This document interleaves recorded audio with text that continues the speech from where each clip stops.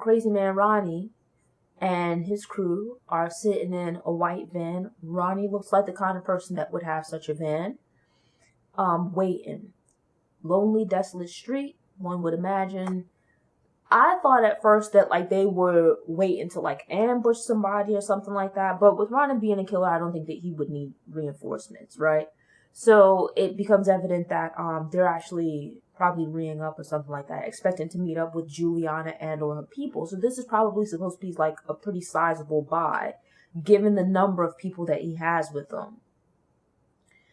And kind of sensing things that they're supposed to be meeting at X time. That time, it's now, what is it? I think he said like 2 minutes past the time, something's wrong.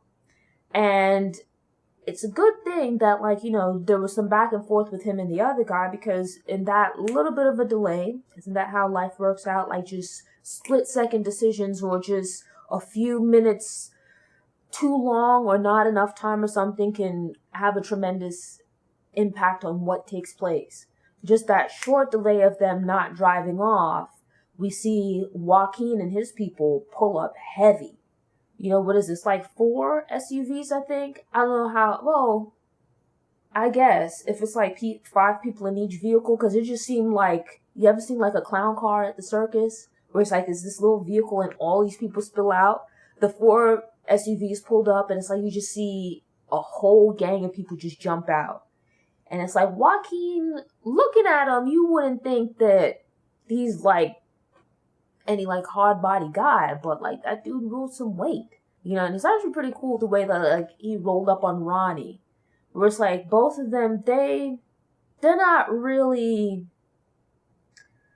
rah-rah people, for lack of a better term. Like, they're not out here, being loud and carrying on and busting guns, vicariously and whatnot. But they're both about that life, and Joaquin would have to be, given that he has all these people marching under his flag, And so it's interesting to see that like, so far this season, we've seen Ronnie getting the drop on people. It's interesting to now see Joaquin getting the drop on Ronnie. But something that I find interesting is that in the same way that RAQ did the smart thing by checking in with Joaquin before taking care of Juliana, we see here that while Joaquin hems up Ronnie, letting him know that he's out of business, that Juliana's dead and there's no more work coming from her, and whatever relationship of whatever kind they might have had is over, he doesn't actually harm him in any way, right? Like, this was really to get his attention. But something that he let drop in the process is that he spoke to Ronnie's investors. This would be Snaps and Pops. Or is it just Pop? Snaps and Pops. Right? And speaking to them, reassured them that they wouldn't do harm to Ronnie. Now, there's 2 things to note about that. Number one, that Joaquin paid them respect by checking in with them. Right? That's to tell you that Snaps and Pops aren't anything to play with. Right? Because Joaquin is like a big man in his own regard, but yet he saw fit to check in with them. Now, if you think back to last episode, that's why I said that, not that RAQ needed to go and grovel or beg them or anything like that, but the way that she approached them was the wrong move, right? She should have approached them as equals and could have avoided a whole bunch of drama there, right? Because you get the sense that they're nothing to play with.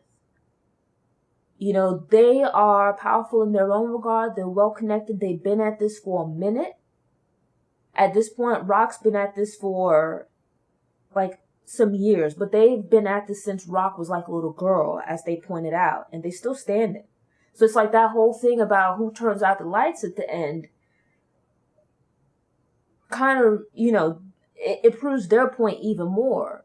Like, you've been here and you've been getting ragdolled around at points. You come out on top eventually, but it's like, imagine you've been in this now for a few years, right?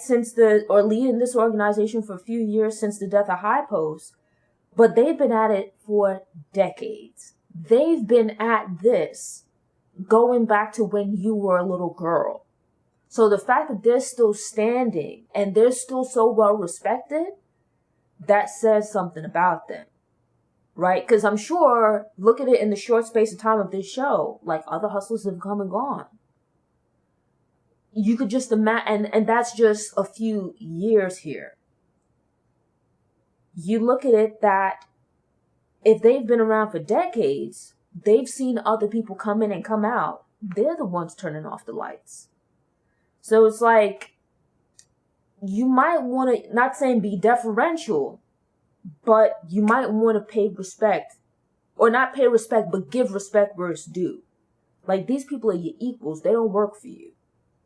And so it's like, you look at it, if you had to check in with Joaquin, and Joaquin made sure that he went and checked in with them, I think the way that you went about dealing with them on the previous episode, that wasn't the right move. Because obviously, they're not the ones to play.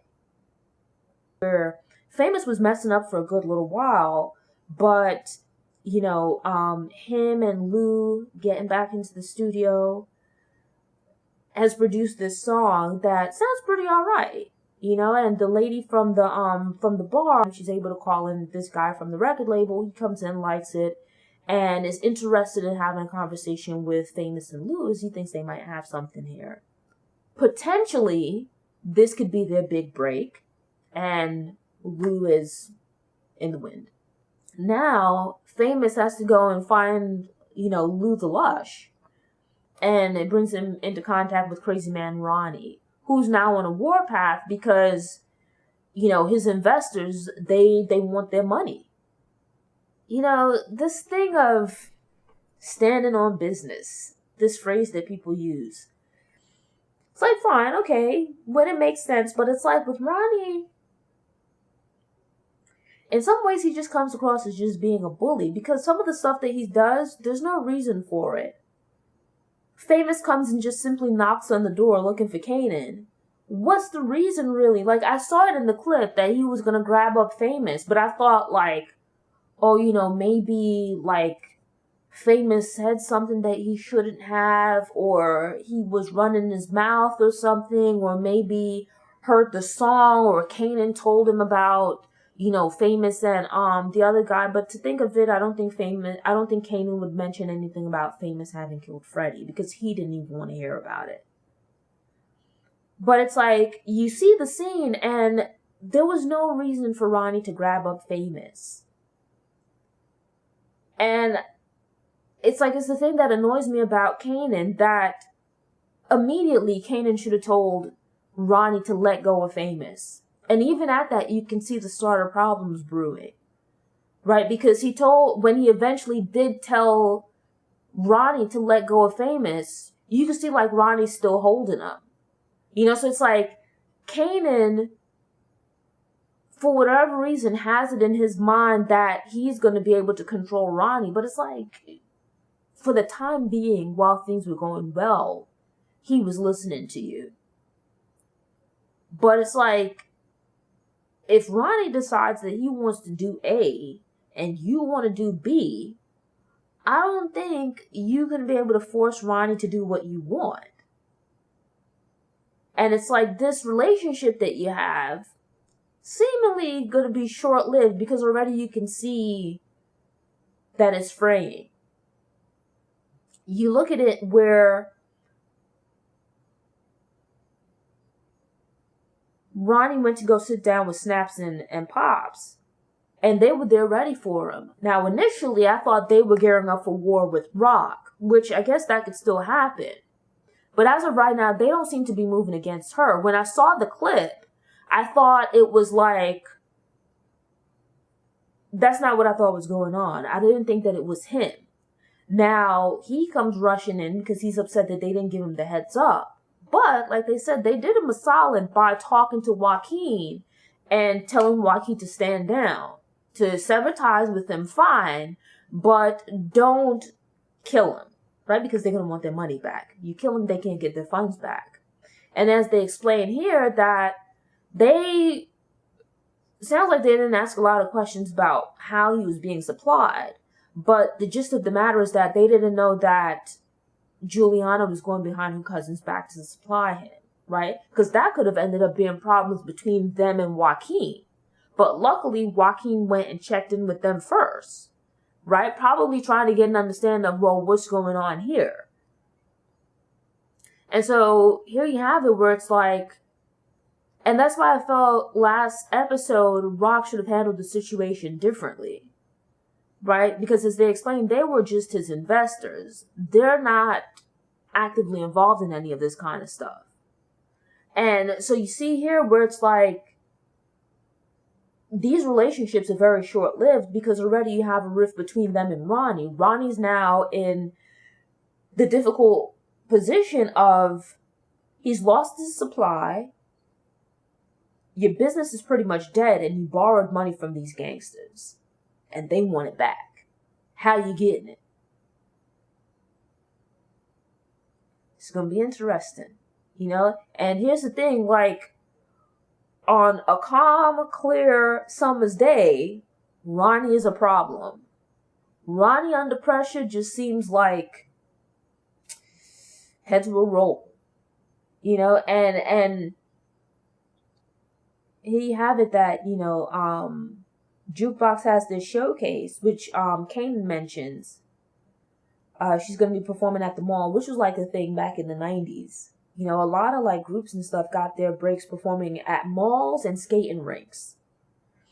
And here you have it where it's like Jukebox is gearing up to perform there. And so he tells Famous, oh, you know, I'm sure that Lou will be at the performance.